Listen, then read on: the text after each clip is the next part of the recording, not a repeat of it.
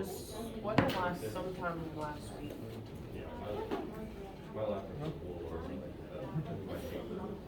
Alright. How's everyone doing today?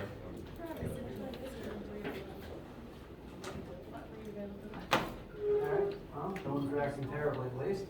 Hope things are nice and the weekends were nice and deserved.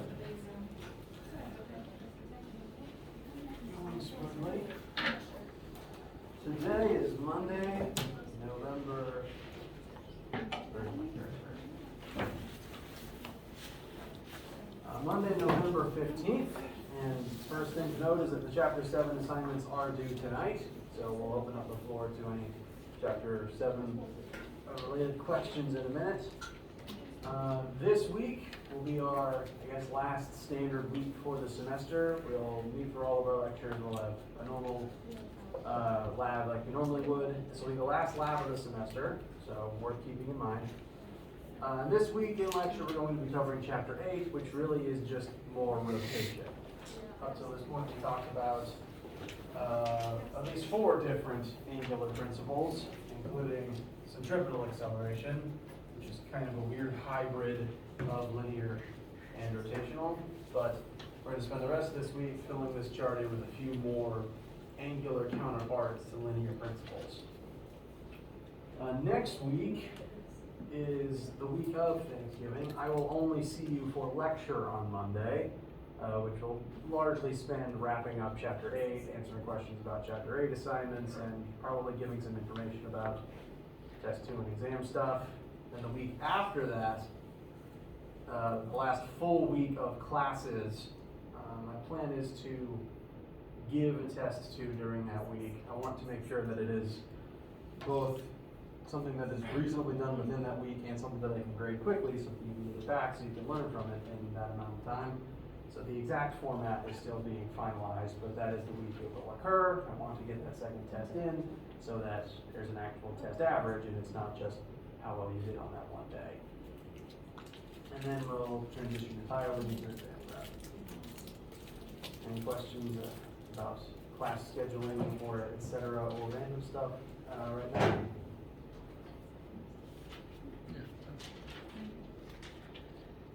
So we do have a final, right? Yes. And do you know what the period is for it? I forgot what class we They all bleed together for me because I teach 3 sections of the same class and I give the same exam all 3 times. So I forget which section is which, honestly. I can look that up so that we have that information. So it'll be Thursday at 5:30.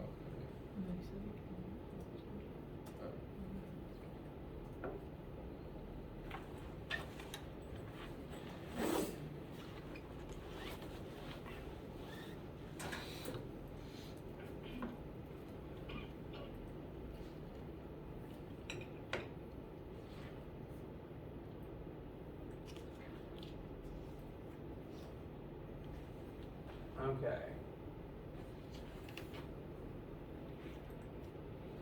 So this period is C block. So this period's assigned time is Thursday, December 9th at 5:30 p.m. I also have E and F block. I give the same exam because I have E and F period of this same class. That is 1:30 Friday the 10th and 5:30 Friday the 10th. So I guess for the record, this class's official time is 5:30 on Thursday the 9th, but since I'm giving the same exam 3 different times, I really don't care which one you attend, as long as you attend one of them and take the exam. So really any of these 3 times are options for you if for some reason you prefer one over the other. And exam will work very much like just a longer test. Formatted the same way as well. Yes. And so when is the second test going to be again? And is that going to be like during class or during lab period? I'm not favoring during class because I don't like the idea of getting you guys in here and rushing through a test in 50 minutes. But I'd also like to give you lab time to start studying for exams and stuff. So I'm pondering making it some format of take-home exam so that you can take it when you're best prepared for it and when you're freest for it. I'm still working on it though, because I want to be able to answer your questions, but I also want you to have the flexibility. So the problem is I'm still undecided because I'm one of the most indecisive humans on earth, and I apologize for that.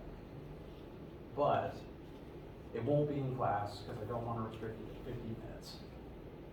It will be designed to take 50 minutes. I don't want to limit you to 50 minutes. And it will be about chapters 6, 7, and 8, which is momentum, collisions, and rotational stuff.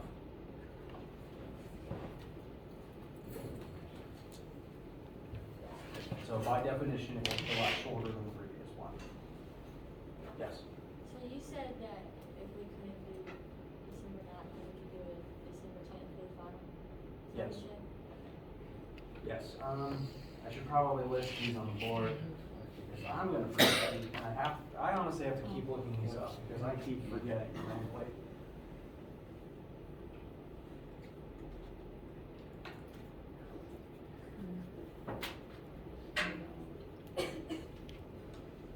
Monday, 5:30.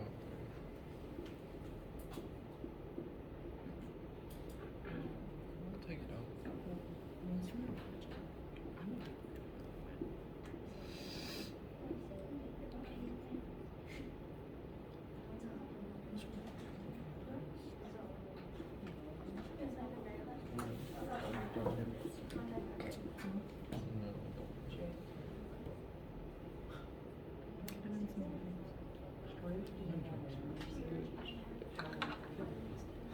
All right. Pre-exam times are written there. I'm hoping they're going to stay there. And again, I don't care which one you come to. If you're not coming to the assigned C block, I do want you to email me first, but it's the same exam all 3 times. I don't care.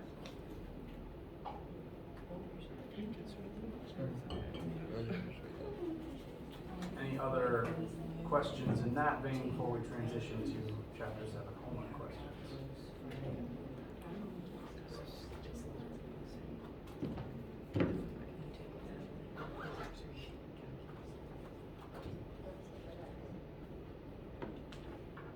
Okay. So, chapter 7 homework and quiz are due tonight. Any specific questions or concerns regarding those? As an additional reminder, real quick, this was the section you pointed out to me, so I appreciate you guys for this. As you are working on this assignment, I would like to remind you that number 8, I have made B and C worth 0 points, or it's supposed to be worth 0 points. That's, I remember doing it, I remember saving it. Why does it still show 3? Number 8 is 1 point. Yeah, Okay, good. It's kind of weird it didn't show it correctly from my screen, but as long as it's correct on your guys, that's the important part. Alright, so as long as on your guys' screen it shows that 8 is only worth 1 point, that is only for part A. We don't have to do part B and C because they take too long for students.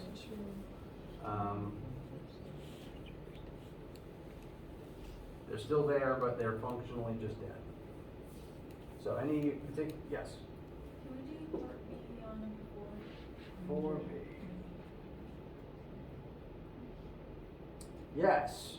So this is one that I've gotten some questions about. Glad you asked. We have in number 4 a system of 3 different objects. And the original goal in part A was to find the gravitational force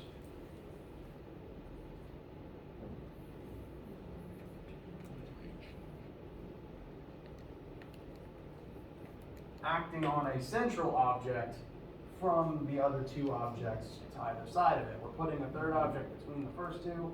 The first 2 are going to exert gravitational forces on this one. we want to know what the total gravitational force is. In part A, this object was going to be sat directly between the two, so we knew the final radius. For part B, we actually don't know what the final radius is. We are asked to find at what point between the two objects this third one needs to be placed such that the net force acting on it is 0. Now, before we examine the physical situation that much closer, I do want to go ahead and expand this as our starting point, because this needs to be our starting point. The two forces of gravity from object 1 on the central object and from object 2 on the central object being the same is the crux of this question. So we will have force of gravity from object 1 onto our central object needs to be the same as the force of gravity from object 2 on our central object.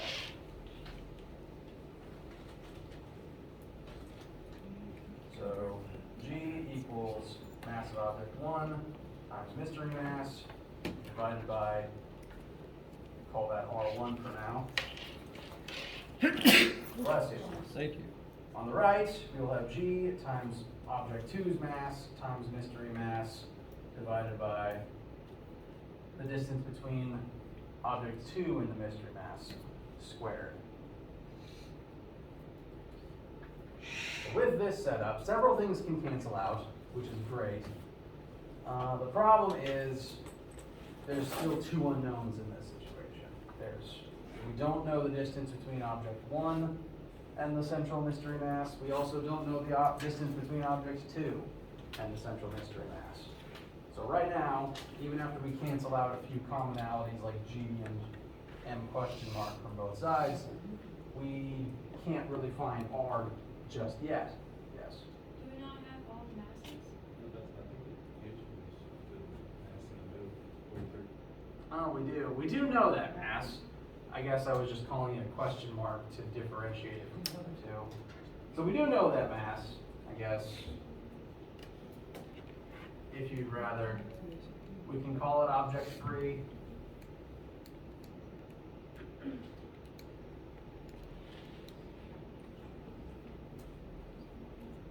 But at least for this particular question, it should cancel out because it's present on both sides of the numerator. So it does matter for calculating part A, it actually doesn't matter for calculating part B. We do need to figure out something with radius though, because this one equation has two different r's in it. But we do know how far apart objects 1 and 2 are.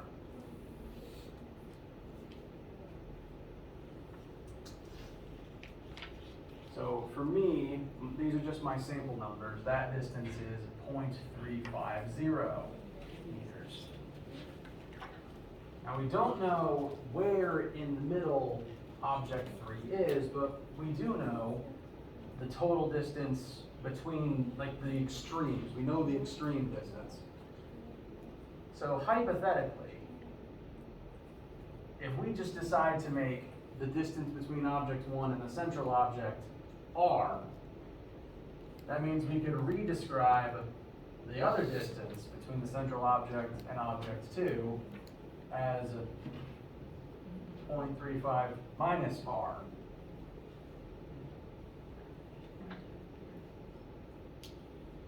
Therefore, it's the same R in both of those statements. We've made the second one a function of the first one.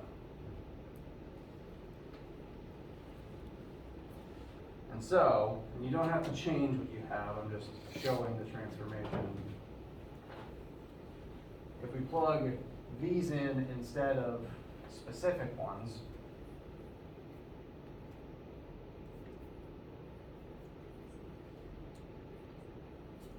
there's only one R unknown remaining.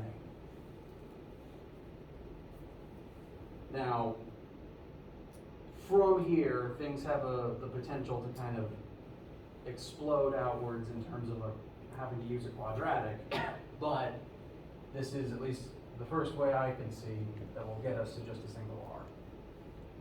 And then what it will specifically, oh, okay. Slight change. I apologize. I didn't notice this.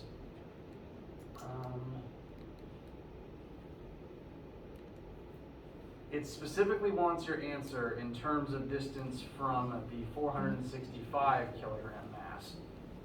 Now you could just decide to make that object 1, but, and your numbers will be different. Point is, you need to look specifically at which one it wants your answer in terms of. And so, the way that I've drawn this, if I'm solving for R, and I'm going to calculate a number for R, if I want the number I get working this whole thing out solving for R to be the number I want to put in right here, then this object needs to be the 465 kilogram one, and this object needs to be the 165 kilogram one. Your numbers will vary, but make sure that the distance, the R distance between object and central object is between the object and whichever one your answer needs to come out in terms of, or else you're going to have to find R and then find the other one from R. I feel like I've been a little all over the place with this one. How does this feel?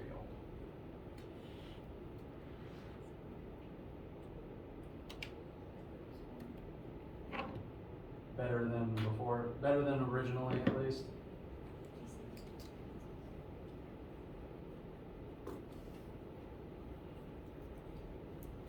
Okay, so things to note. 1, be very careful how you set up your drawing. And 2, this is how I would recommend listing the R's, such that there's only going to be one unknown that we have to solve for. Bless you.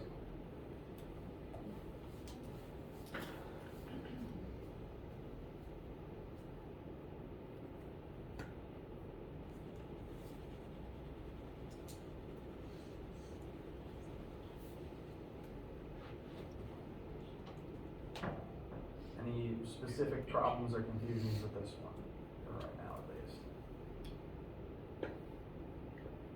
So whoever asked originally, does that help? Okay.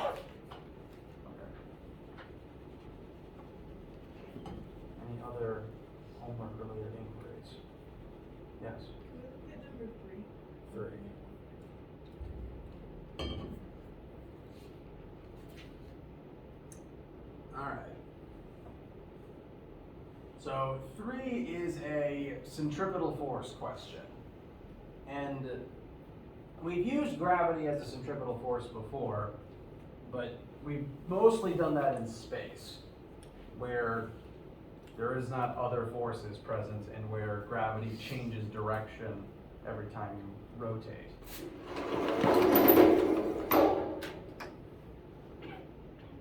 3 is a slightly different situation because this is taking place on Earth's surface. And there's 2 parts of the question. We're a roller coaster on we're in a roller coaster on a track. And we're specifically looking at 2 different points on that track. Point A at the bottom of a hill and point B at the top of the hill. Bless you.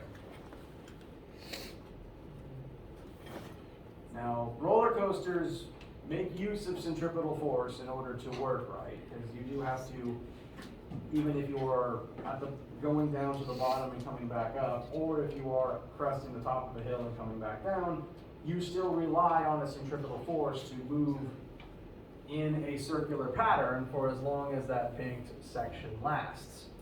And how gravity affects that is going to depend on whether you're at the bottom or the top. Part A, the vehicle has a speed of 6 insert number at point A. What is the force in newtons of the track on the vehicle at this point? So it's a little misleading in that it's not actually saying the words centripetal force, but we know to make that turn, there has to be some amount of centripetal force present. And we specifically want the centripetal force at this exact spot to point upwards, because that's going to lead us towards the center of this circle at that specific moment in time. So we do want a centripetal force, and that is going to be equal to the object's mass times its velocity squared times radius. However, there's a couple of other forces acting on this particular object, and we need to take into account all of them to figure out what exactly is acting as the centripetal force in this situation. If we draw a quick free body diagram, ignoring that we need something to serve as a centripetal force, what forces ordinarily would be present on this particular cart at this position? What real forces, as it sits on the track, would be acting on it? Say again? Gravity, yes. So its own weight is going to pull down, and what's keeping it from falling down? Normal force.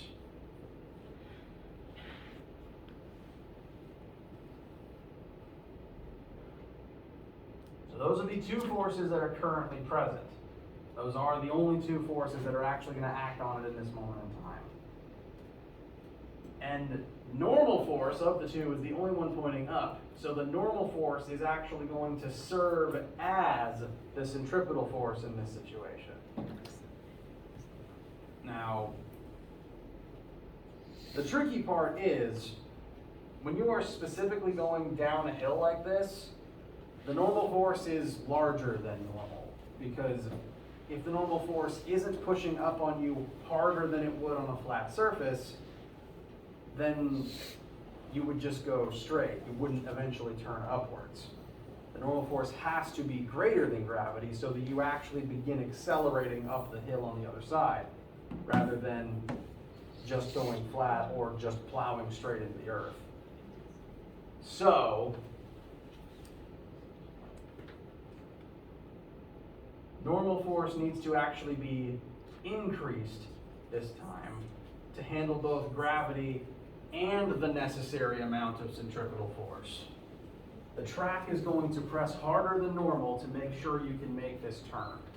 This is one reason why, when you are in a roller coaster at the bottom of a hill, or even if you're driving and you're like bottoming out on a hill and then going back up, do you feel like you're heavier at the bottom right there?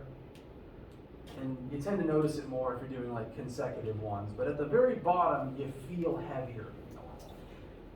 It's not that your weight is increased, it's just that the car is pressing up harder on you to make that turn. And car on you is the normal force holding you up. Here it's the track on the coaster.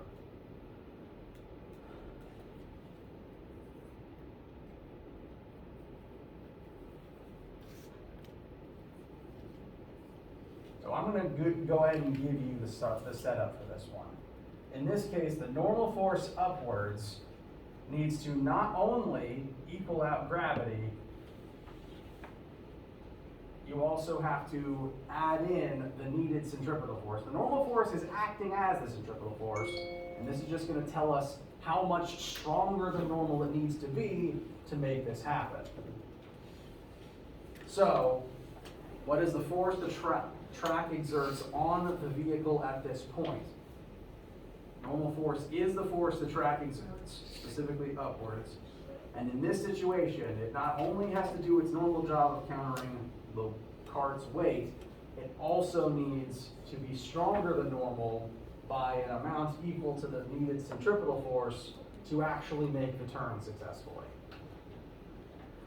Now, we know the cart's mass, we know its current velocity, we know the radius of this circle that is formed, so we have everything we need to calculate centripetal force and the force of gravity. Whatever those two numbers are, if you add them together, that should tell you what the normal force would need to be to make this happen. And if the coaster can't physically do that, it breaks and bad things happen. Things change slightly for part B, because we're not at the bottom of the circle anymore, now we're at the top.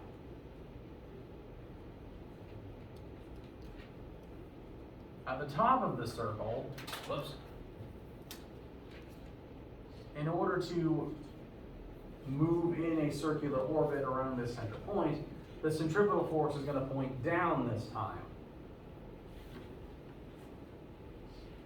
And the direction of normal force and gravity haven't changed, which means that this time, gravity is actually going to be what acts as the centripetal force.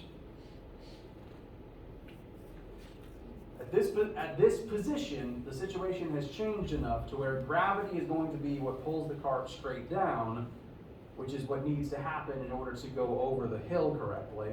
If gravity's not strong enough, you're going to fly off the hill and not turn right. If gravity's too strong, you won't make it that high to begin with. So at that specific spot right here, gravity is the only thing pulling down, and it's going to need to act as the centripetal force. So the question changes somewhat. For part B, we're asked, what is the maximum speed that the vehicle can have at this point in order for gravity to hold it on the track? Whenever you're on a roller coaster or even driving in a car around over consecutive hills, the moment where you peak the top of the hill, that's where you feel the lightest, right? Almost like the car could take off if you went any faster. Sometimes it does take off if you go too fast. That is because at that point, if gravity is acting as a centripetal force, gravity is pulling you down, there's a chance you might have lifted an inch off the ground. There's no normal force anymore. Gravity is just pulling you down, you're in free fall, and that's going to be the centripetal force that actually makes you turn in the orbital motion. So here, at the maximum speed where you've just barely launched off the ground, there's no normal force anymore. Gravity is entirely what's acting as the centripetal force. So specifically for part B, gravity is going to behave as the centripetal force. Normal force isn't present if you're moving fast enough to barely lift off of the ground.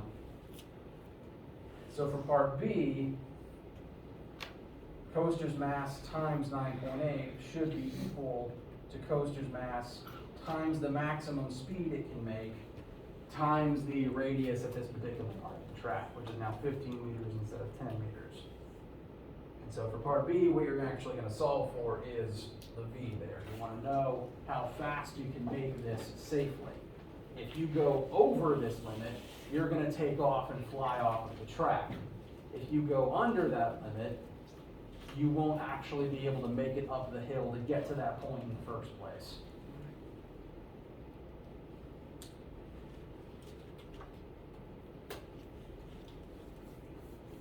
How's this one feel?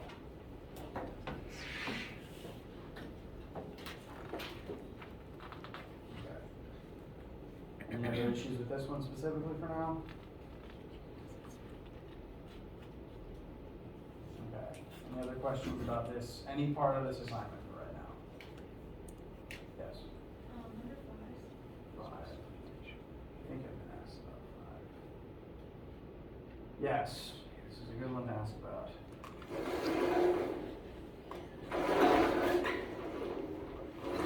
All right. So 5 is similar to when we looked at the moon orbiting the Earth. We're going to have a satellite orbiting the Earth now. What's a little different is the first piece of information you're given is the time in which the satellite orbits the Earth, which is technically not an angular velocity, but we can create an angular velocity from that. This is the number of minutes it takes to make one full revolution around the Earth.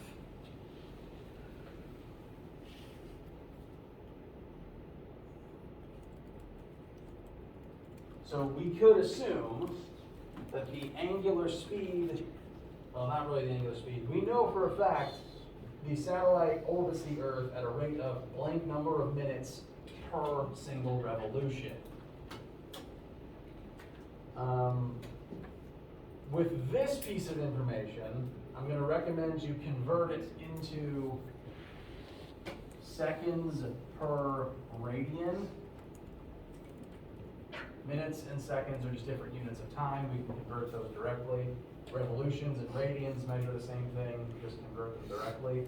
So we can turn minutes per rev into seconds per radian. Notice that's the inverse of radians per second. So whatever number you get here, you're going to want it will be equal to 1 over your angular velocity. It's just the inverse. So it'll take a little bit of work, but this number tells us the satellite's angular velocity. Specifically, it's telling us omega. So we can gain that from this piece of information. Then we can use that information to find A and B. Bless you. Welcome.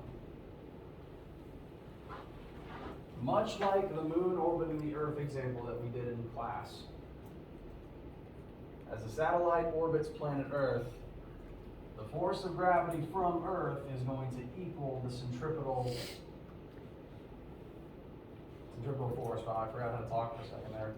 Acting on the satellite that causes it to orbit. So, force of gravity is equal to big G times m1 times m2 over radius squared. And since we can figure out the angular velocity from the way that we were told the time, I'm going to recommend for centripetal force, we use the angular form of mass times radius times omega squared. So your first step is determine omega using the time you were given. Then we're going to use this formula to solve for R. Some things to note.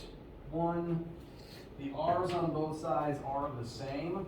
They both represent radius from the center of the Earth.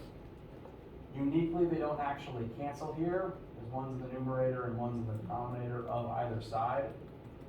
So if you were to bring these R's over to the other side, this would become, they wouldn't cancel. They would end up multiplying together. So keep that in mind, the R's don't cancel out here. What does cancel out is the mass of the satellite.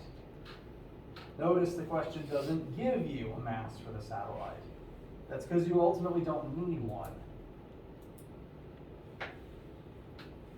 The gravitational formula should contain the mass of the satellite and the mass of the Earth. Those are the two masses you plug in. The centripetal side, since the satellite is what's orbiting, that's the satellite's mass times its orbital radius times its angular velocity squared. And since there's a massive satellite in the numerator on both sides, it's just going to cancel out. You don't need the satellite's mass for this particular question. But we need the Earth's mass. You will need the Earth's mass. You will also need the Earth's radius. Because, and for those numbers, they should be on our formula sheet somewhere, I hope. If they're not, they are in the notes, the chapter 7 notes.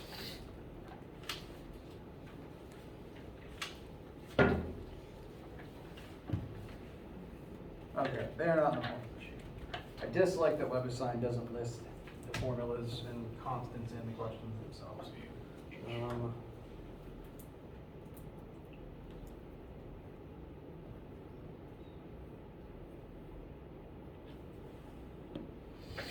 What was I literally forgot what I was about to open up. I apologize.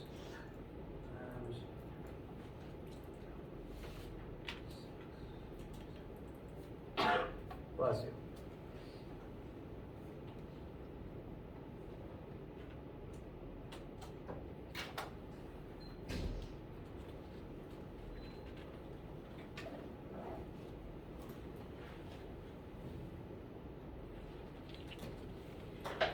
So within the chapter 7 notes, I might need to update the version that's online.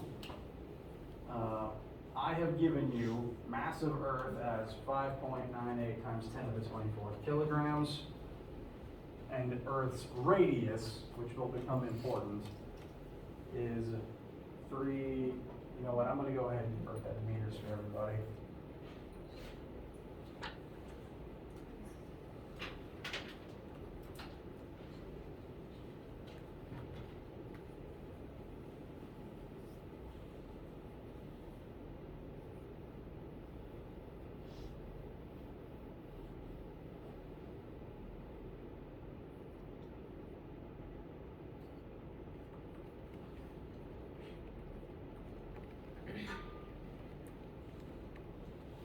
So you will need Earth's mass.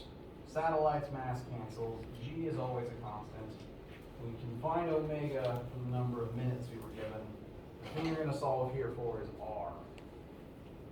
Now the trick with that R is, and I'll check this, the thing with R is, earlier when we were looking at the moon orbiting the Earth, the moon is very, very far away from the Earth, to the point where the radius of the Earth is a very small chunk of that distance. However, most human-made satellites orbit right about there. So the R you're going to get from this work is going to be the distance between the center of the Earth and the satellite itself, because this formula always tells us gravity specifically cares about the distance from the center of each object. So this is the R in this formula is the distance from the center of the Earth to the center of mass of the satellite.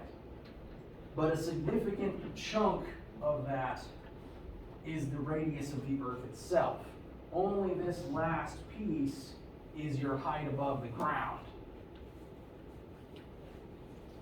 So whatever number for R you get out of this, to find the satellite's altitude, height above the ground, you want to subtract Earth's radius from it. Which is why I'm making sure you have the number.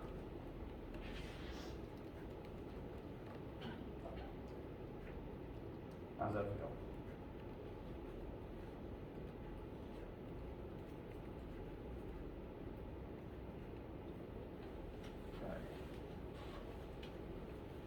Okay.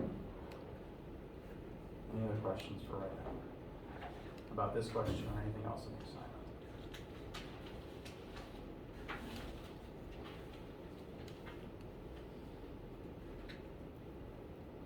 Okay.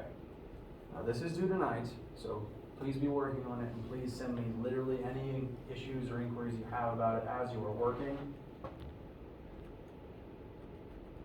Need some water.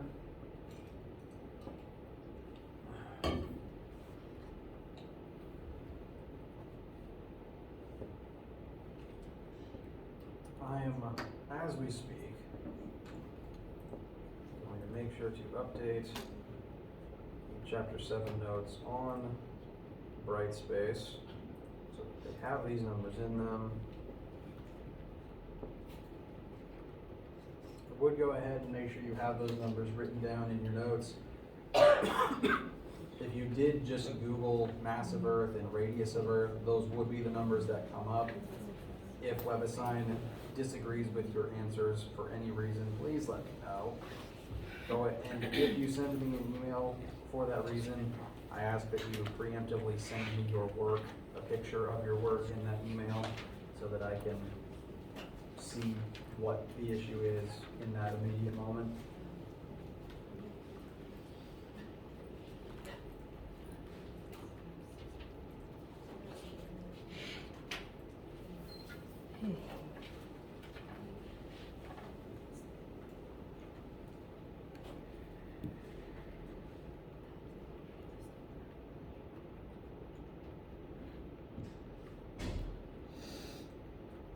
Alright, the notes on mine are updated.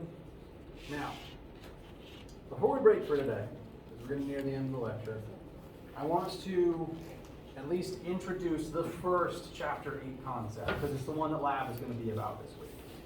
And It's a word that you've heard. The first thing we're going to focus on is a term you've heard of before and used before every single day of your life.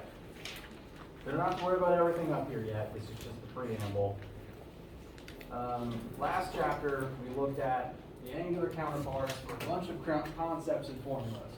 We're going to continue doing that now, because every single linear thing has an angular counterpart.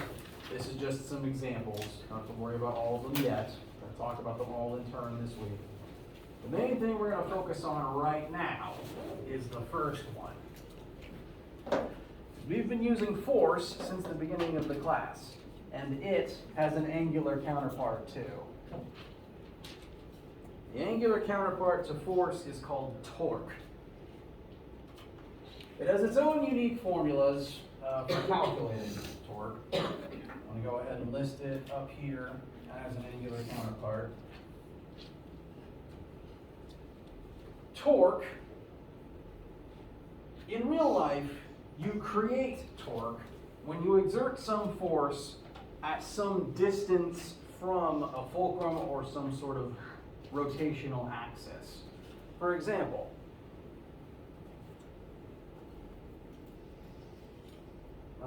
if I have a wheel, if I grab the end of the wheel and exert a force on it to make it start spinning, using my muscles, I'm exerting a good old-fashioned linear force straight down. And if I'm specifically exerting that force at the edge of the tire, that was some distance away from the axis of rotation.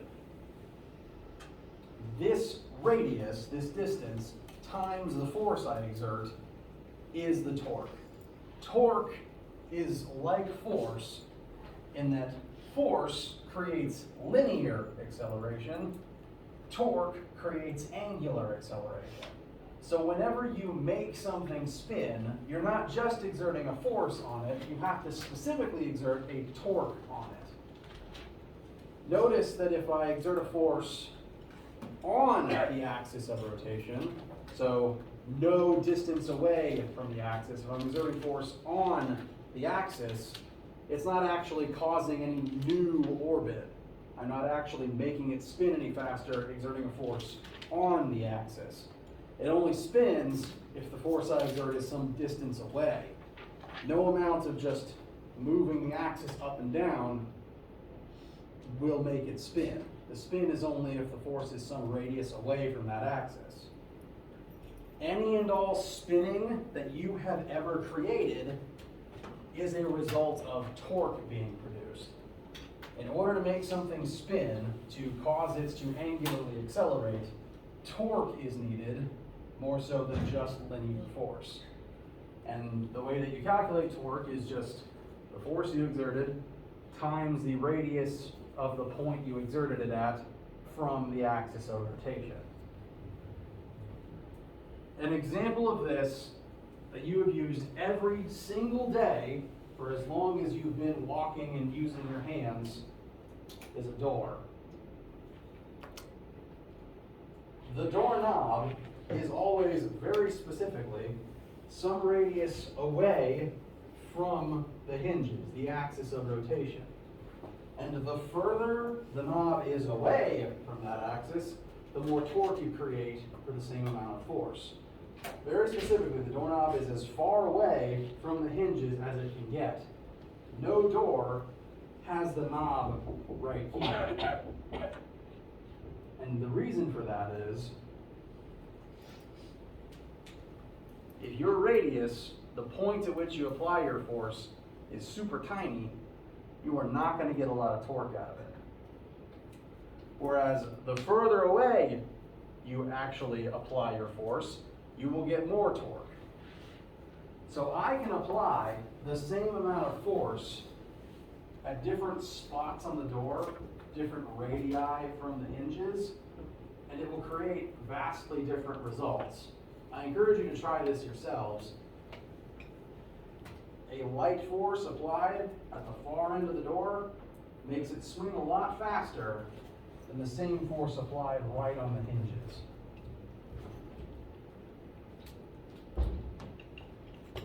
Does this sound like things you observed in your life? Again, You've seen this before, I'm just putting some words to it for you. This is the reason why, one, we built doors the way that we did. Two, it's why crowbars and golf clubs and baseball bats exist, and wrenches and screwdrivers and most tools actually. Because there's only so much force I can pack with a single punch. But a baseball bat, I'm applying that force at a radius. So I'm generating torque and getting more bang for my buck that way. It's the same thing with a wrench. If you've ever tried to turn a bolt with your bare hands, it's not fun. But a wrench, you're applying that force some distance away from the axis that is the bolt itself. And even though you have to move your hand further, you get more torque on the bolt and it actually spins easier. So you've seen this your whole lives. We're going to talk about it more in lecture next time, and we're going to start using it in lab, specifically in some seesaw type applications. So stay tuned for that. Please send me any questions you have while you're doing homework tonight. And stick around if you have any questions. If not, I'll see you for lab and/or this week.